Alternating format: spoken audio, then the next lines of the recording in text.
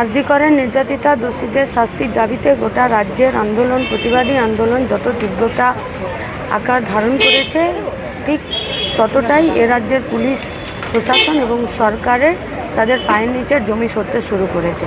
ফলত আক্রমণের মূল টার্গেট আন্দোলনকারীরা, সেটা নৈহাটি হোক, মাথাভাঙা হোক, দিনহাটা হোক, দুর্গাপুর হোক, রূপসা হোক, চিরন হোক বা কলতান হোক।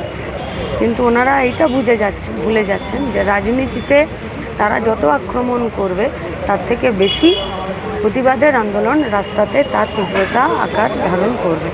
ফলত লড়াইটা যতটা রাস্তায় হয়েছে, গোটা রাজ্যের গ্রামগঞ্জ মফস্বল ছড়িয়ে বস্তিতে হয়েছে, ঠিক ততটাই লড়াই আইনজীবীরা করেছেন এবং দুপক্ষের লড়াইয়ে সরকার প্রশাসন সবার উপরে চাপ পড়েছে এবং যারা নির্দোষে এবং মিথ্যে মামলায় আটক হয়েছে তাদেরকে ছেড়ে দিতে বাধ্য। এখনও অবধি গণতান্ত্রিক যে স্তম্ভগুলো আছে তার উপরে ভরসা রাখতে মানুষ চাইছে এবং এগুলোকে রক্ষা করার দায়িত্বও আমাদের।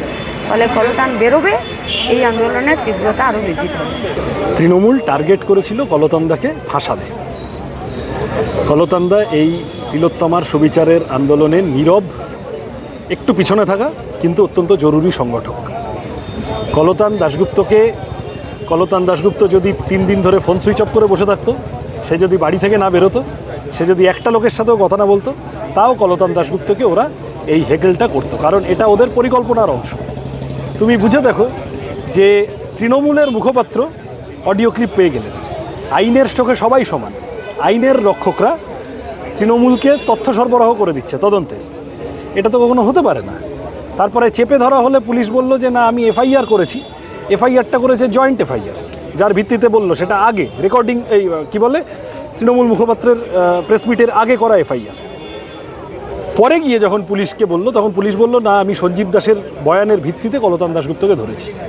সঞ্জীব দাসের বয়ানের ভিত্তিতে কলতান দাশগুপ্তকে ধরলে তো প্রথম এফআইআরে কলতান দাশগুপ্তর নাম থাকার কথা নয়।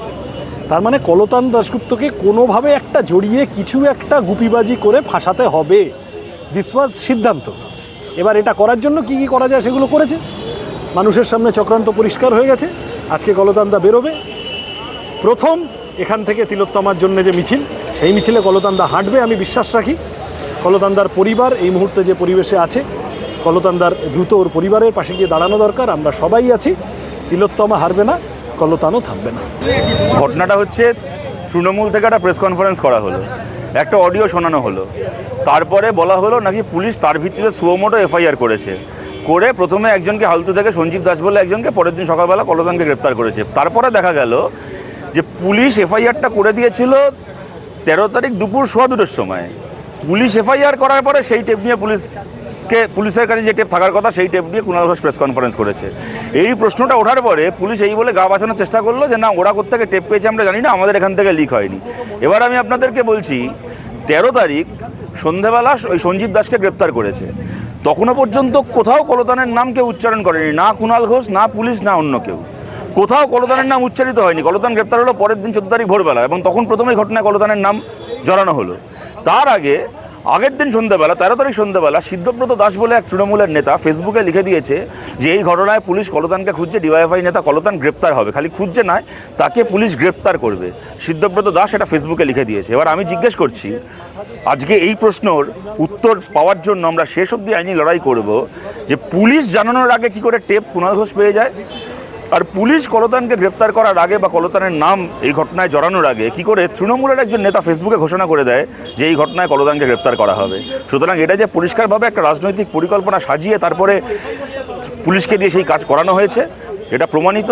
আদালত গতকাল হাইকোর্ট খালি জাজ যিনি আছেন, বিচারপতি, তিনি খালি জামিন দিয়েছেন তাই নয়, এই ঘটনায় কলতানকে আর জিজ্ঞাসাবাদও করা যাবে না কোর্টের অনুমতি ছাড়া, এই কথাও বলে দিয়েছেন। কিন্তু লড়াই এখানে থেমে থাকছে না। পুলিশকে ব্যবহার করে এই যে তৃণমূল কংগ্রেসের রাজনৈতিক একটা বদলা নেওয়া বিরোধীদের ওপর, রাজনৈতিক আস্ফালন ফলানো বিরোধীদের ওপর, এর শেষ এবং যে পুলিশকর্মী এই ঘটনায় দায়ী তাদের প্রত্যেকের আইনি ব্যবস্থা আমরা দেখে ছাড়ব।